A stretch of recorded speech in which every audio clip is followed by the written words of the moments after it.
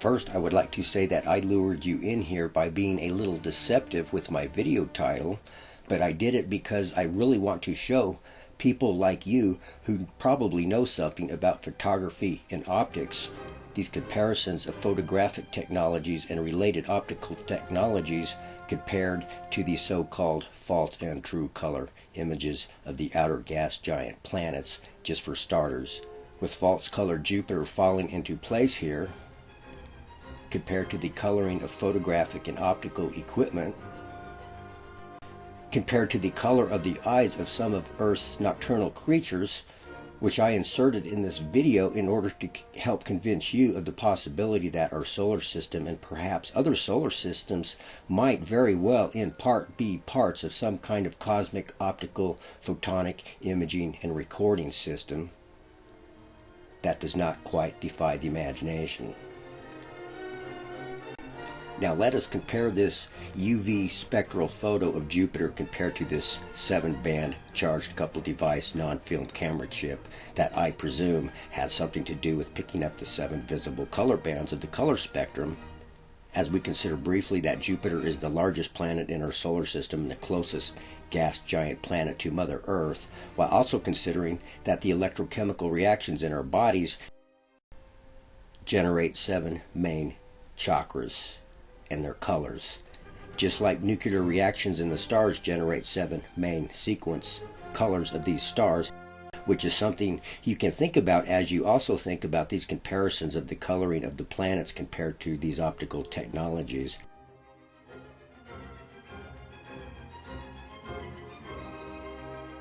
As well as to the beautiful eyes of these creatures that are largely nocturnal or deep sea creatures that operate with minimal light. You might also be interested to know that I have done countless hours on the internet obsessively researching the chemical and structural and electromagnetic similarities between this optical equipment and the planets we are comparing this equipment to.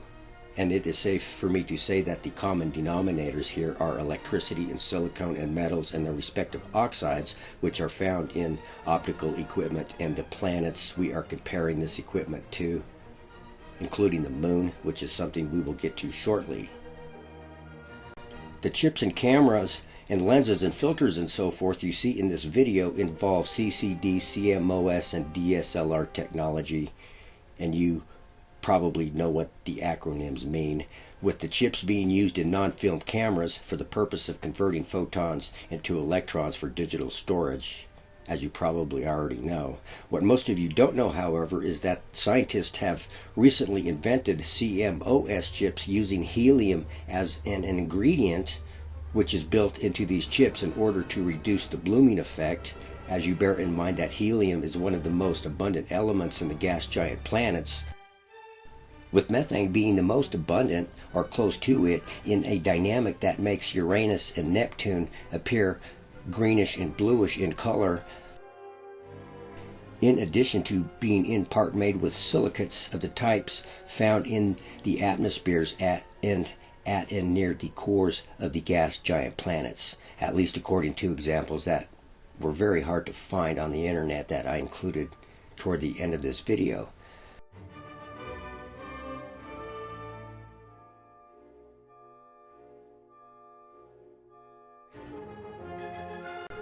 Some of these chips involve what are called multispectral, hyperspectral, and multi-hyperspectral imaging, and they include not just digital chips, but lens filters that clip over the camera lens. And we can see that not just the coloring are similar, but also the sequences of these colors compared to the sequences of the lens filter colors, compared to the gas giants and their ring structure sequences, just like the planets, in addition to being electromagnetically active like digital imaging chips, as we bear in mind that these rings are in part made of metal oxides and silicates, and also bear in mind that each and every color and sequence of these lens filters are sensitive to a particular slice of the color spectrum. By the way, with the same being said of the eyes of these insects that see in all kinds of colors of the color spectrum depending on the insects and whether or not they operate in the light or the dark or both. The same principle applies to camera, imaging chips and lenses and filters and so forth. With another false color image of Jupiter here in all its purple glory, compared to purple digital camera chips and biological eye structures and camera lenses and light filters and so forth that come in as many different colors as the true and false colors of the outer planets.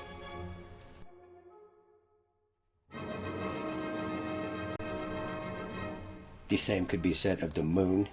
as well as other moons in the universe perhaps, with these true color images of our hovering moon being the only examples I will use compared to digital imaging sensor chips and the eyes of biological organisms and lenses and filters and so forth that are white for a reason, as we bear in mind that the colors of imaging chips and lenses and filters and so forth have something to do with what they are used for. This concept, I presume, extends to cameras with black lenses and black CCD chips for nighttime photography, with black holes falling into place here compared to these devices, as well as to the black eyes of nocturnal insects and animals and other creatures whose eyes pick up thermal and infrared light and other invisible light only, with black holes perhaps playing these and other roles. You might also find it interesting to know that I went looking for these comparisons. I knew what I was looking for when I went looking for them, and it was not hard to find them. In fact, it's like a jigsaw puzzle. This entire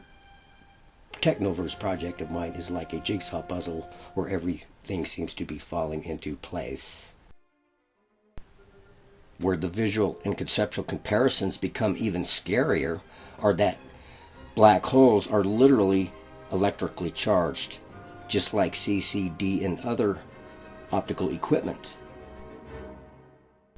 Just like the planets and moons that are all electrically charged. In a dynamic that I suspect has everything to do with what is called charged particle optics, to say the least.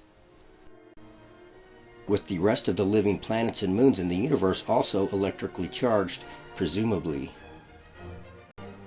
With black holes appearing to act like just another set of eyes and camera lenses of some kind, with the principles being the same,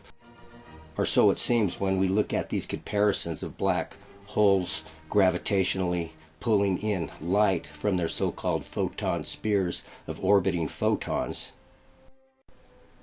Not too much unlike how cameras and the eyes of organisms like ourselves take in light that is reflected from the objects we supposedly see.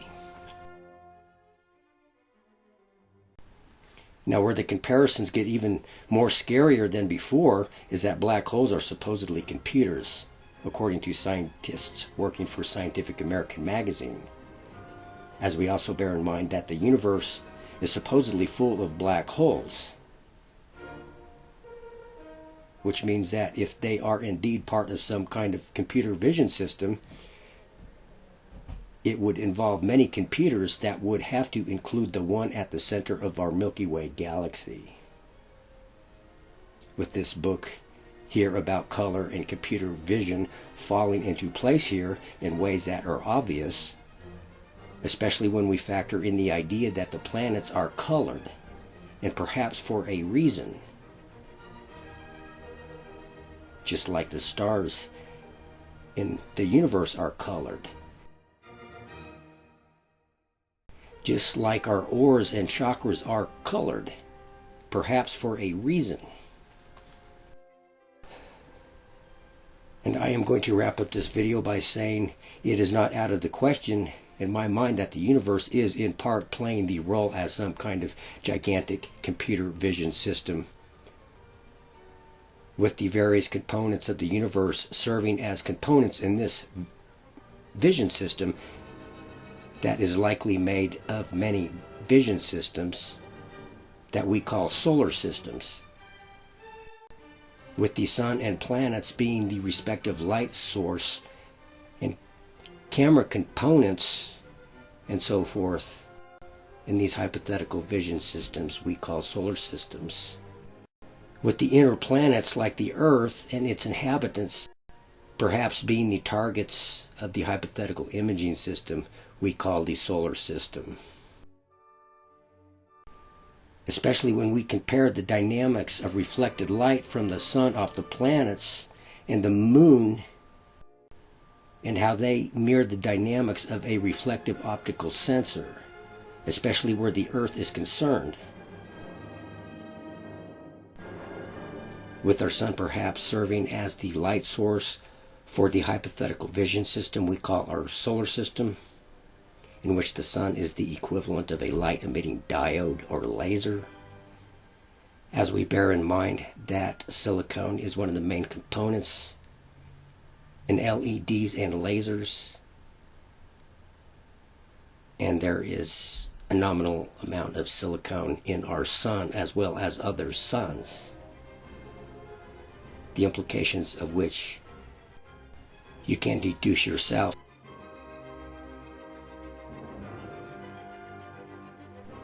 It could also be said that the reflective dynamics of sunlight off the Earth and Moon and the other planets is a mirror image of the principle of eyesight. This means that the Moon and gas giant planets